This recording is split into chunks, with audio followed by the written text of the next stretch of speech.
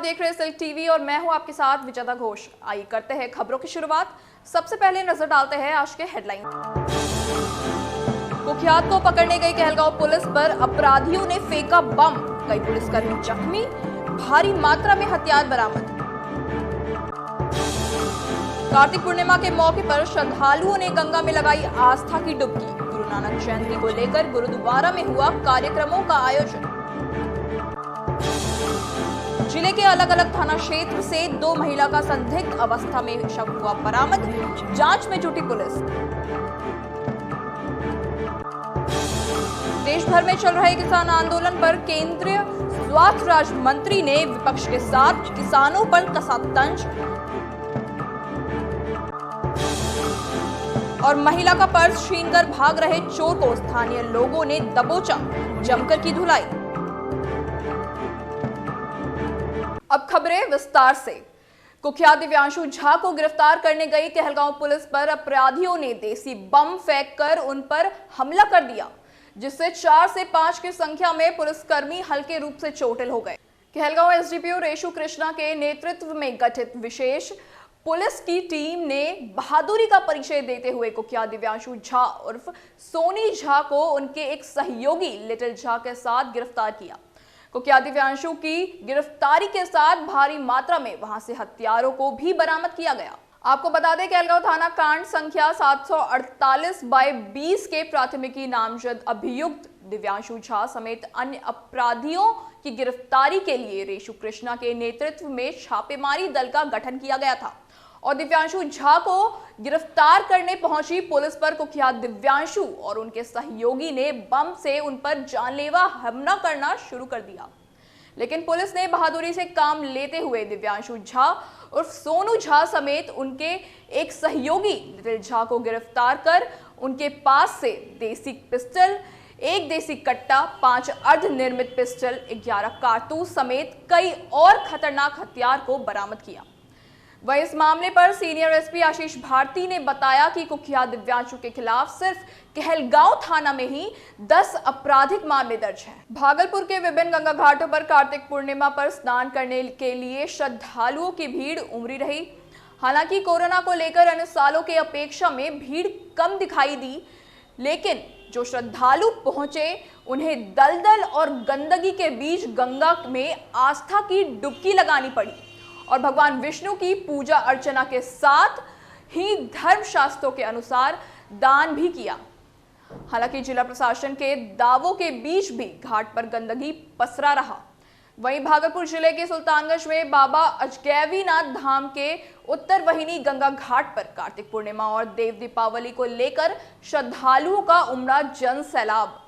आपको बता दें, भीड़ को रोकने के लिए नगर परिषद सुल्तानगंज और जिला प्रशासन की ओर से कई तैयारियां की गई थी, लेकिन भक्ति में डूबे श्रद्धालुओं की भीड़ को देखते हुए जिला प्रशासन की सारी तैयारी विफल हो गई। गुरु नानक जयंती के अवसर पर सोमवार को भागलपुर गुरुद्वारा में अखंड पाठ, संबद्ध कीर्तन और गुरु का अटूट लंगर का आयोजन किया गया। सुबह से ही गुरु भक्त नानक देव को नमन करने गुरुद्वारा पहुंचने लगे और अखंड पाठ के साथ कीर्तन में भी हिस्सा लिया। गुरु नानक जयंती पर प्रत्येक वर्ष कई कार्यक्रम का आयोजन किया जाता है, लेकिन इस वर्ष कोविड-19 को लेकर कार्यक्रम में संशोधन किया गया, जिसको लेकर पहले की अपेक्षा में गुरुद्वारा में कम भीड़ देखी गई। इस दौरान बारी बारी से पुरुष, महिला और बच्चे ने भी गुरुद्वारा में मत्था टेका और गुरु का आशीष लिया। बता दें कि भागलपुर गुरुद्वारा गुरु सिंह सभा में सिख समुदाय के साथ अन्य धर्म के लोग भी गुरु के दर्शन के लिए आते हैं। नौगछिया पुलिस जिला में शवों के मिलने का सिलसिला थम नहीं रहा। ताजा तरीन मामले में नौगछिया थाना क्षेत्र के नेशनल हाईवे 31 के समीप ब्लॉक कैंपस में मनरेगा भवन के पास एक अज्ञात महिला का शव बरामद किया गया। सूचना के बाद नौगछिया इंस्पेक्टर अमर विश्वास पुलिस बलों के साथ मौके पर पहुंचकर शव को कब्जे में लेकर पोस्टमार्टम के लिए नौगछिया अनुमंडल अस्पताल भेजा। आपको बता दें, पिछले 7 दिनों में नौगछिया पुलिस जिला में 3 अज्ञात का शव मिला है और नदी थाना क्षेत्र और गोपालपुर थाना क्षेत्र में भी पहले ही 2 शव मिल चुके हैं। वहीं आज सनहौला थाना क्षेत्र के भुड़िया बहियार स्थित नहर से भी एक नवविवाहित महिला के शव को संदिग्ध अवस्था में बरामद किया गया। मृतका की पहचान भुड़िया गांव निवासी जागो यादव की 26 वर्षीय पुत्री पूजा कुमारी के रूप में की गई। वहीं घटनास्थल पर मौजूद मृत महिला की मां ने बताया कि पूजा की शादी 7 महीने पहले ही रसलपुर महियामा निवासी प्रवेश यादव के साथ हुई थी और यह एक प्रेम विवाह था। लेकिन शादी के बाद से ही दहेज के लिए पूजा के ससुराल वाले उसके साथ मारपीट करने लगे थे। इसी को लेकर पूजा के माता पिता ने उसके ससुराल वालों से कुछ समय मांगा था, लेकिन आज अचानक ग्रामीणों ने भुड़िया गांव के बहियार में उसके शव होने की सूचना दी।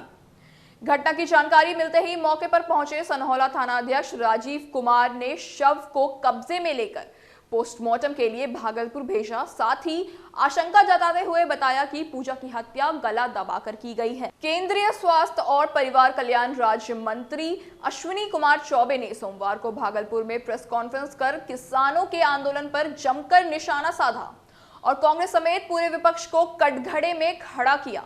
वहीं मंत्री जी ने बातों ही बातों में कृषि कानून को लेकर आंदोलनरत किसानों को ही नकली किसान बता दिया। मंत्री अश्विनी चौबे ने कहा कि केंद्र सरकार ने किसानों के हित में कृषि कानून को लागू किया है, जिससे बिचौलिए का सफाया हो जाएगा।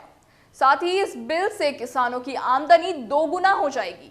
इसके अलावा केंद्रीय मंत्री ने कोविड-19 की वैक्सीन जल्द आने की बात करते हुए कहा कि जब तक दवाई नहीं तब तक ढिलाई नहीं की जा सकती।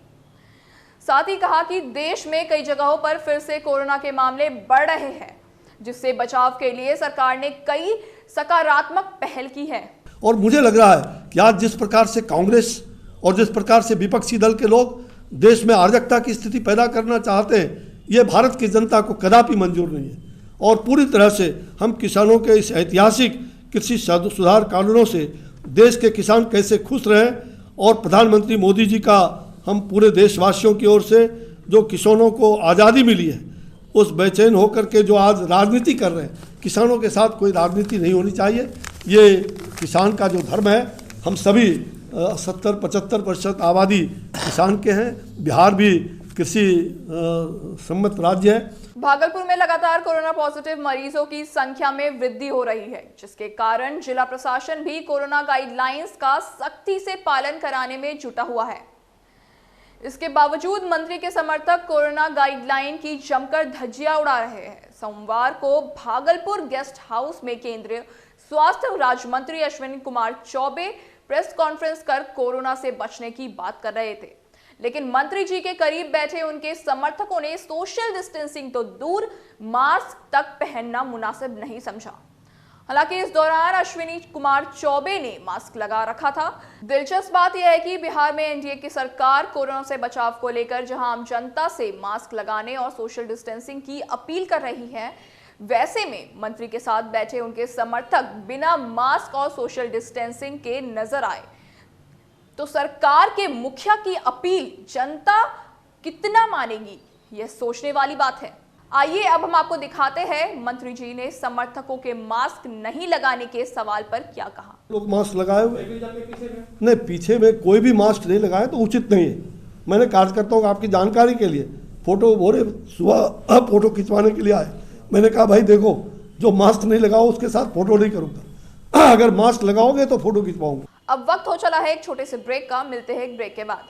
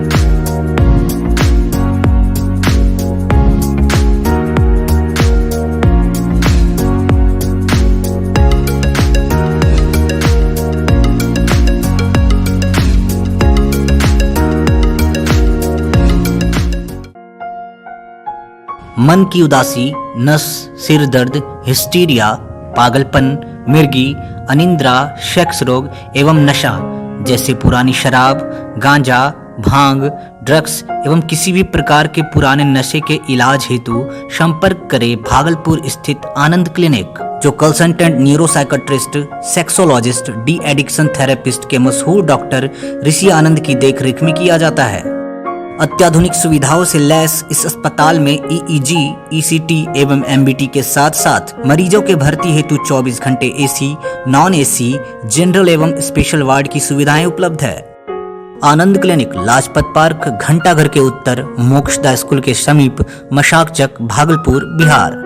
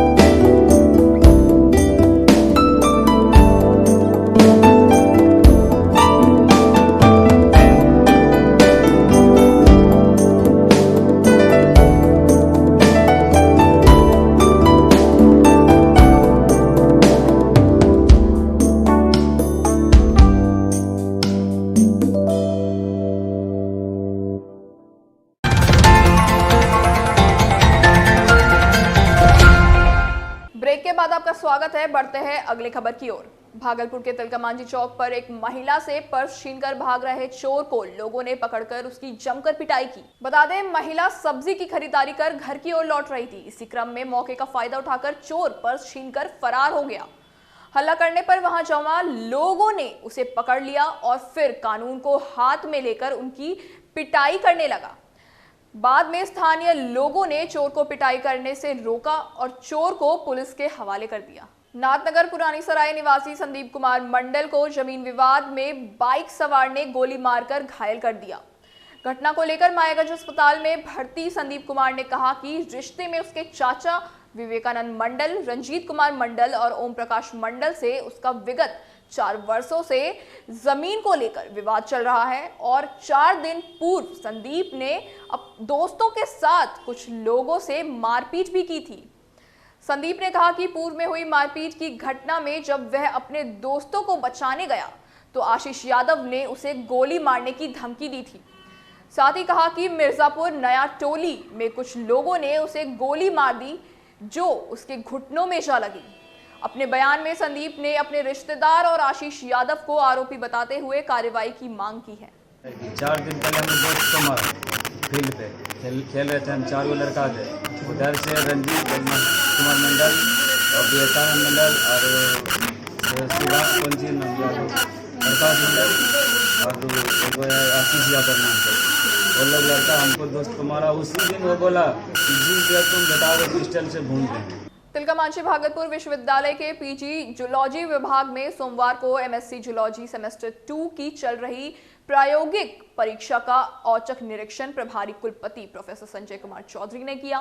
प्रभारी कुलपति ने विभाग में चल रहे प्रैक्टिकल परीक्षा की व्यवस्था पर संतोष जताया और विभाग के शिक्षकों और कर्मियों के कार्यों की सराहना की। परीक्षा के दौरान सोशल डिस्टेंसिंग और कोविड-19 के सुरक्षा मानकों का पूरा ख्याल रखा गया था। विभागाध्यक्ष डॉक्टर अशोक कुमार ठाकुर ने बताया कि परीक्षा के पूर्व सभी परीक्षार्थियों के शरीर का टेम्परेचर मापा गया और हैंड सैनिटाइज कराकर ही प्रवेश दिया गया। वहीं विश्वविद्यालय पीआरओ डॉक्टर दीपक कुमार दिनकर ने बताया कि प्रैक्टिकल एग्जाम में एक्सटर्नल के रूप में बीएनएमयू मधेपुरा के स्नातकोत्तर जंतु विज्ञान विभाग के हेड डॉक्टर अरुण कुमार और टीएमबीयू के पीजी जूलॉजी विभाग के पूर्व अध्यक्ष प्रोफेसर एसपी राय थे। कृषि कानून के खिलाफ किसान आंदोलन ने सरकार की नींद उड़ा दी है। दिल्ली के दरबार खड़े किसान सरकार की शर्तों को मानने को तैयार नहीं है और दिल्ली घेरने की मुनादी कर दी है। वहीं प्रधानमंत्री नरेंद्र मोदी और सरकार के मंत्री किसानों को समझाने के लिए ट्वीट कर रहे हैं। तो गृह मंत्री अमित शाह भी किसानों से बात करने की बात कर रहे हैं। इधर किसान आंदोलन को लेकर सोमवार को भागलपुर घंटाघर चौक के समीप राज्यव्यापी आह्वान के तहत भाकपा माले ने विरोध प्रदर्शन किया। इस दौरान संगठन से जुड़े कार्यकर्ताओं ने सरकार के खिलाफ जमकर नारेबाजी की और नए कृषि कानून को वापस लेने की मांग की। ये जो तीनों संशोधन कानून है किसान विरोधी, इसको अविलंब मोदी सरकार वापस ले। इसी दौरान एक जो है बिजली बिल 2020 भी लाया गया है, जिसके तहत पेट्रोल डीजल के तर्ज पर जो है बिजली बिल भी लगातार बढ़ेगा और जिससे किसानों को काफ़ी हानि होगी, देशवासियों को काफ़ी हानि होगी। ये कानून भी जन विरोधी है, हम इसको भी वापस लेने की मांग करते हैं। अंत में चलते चलते एक बार फिर से नजर डालते हैं आज के हेडलाइंस पर। कुख्यात को पकड़ने गई कहलगांव पुलिस पर अपराधियों ने फेंका बम, कई पुलिसकर्मी जख्मी, भारी मात्रा में हथियार बरामद।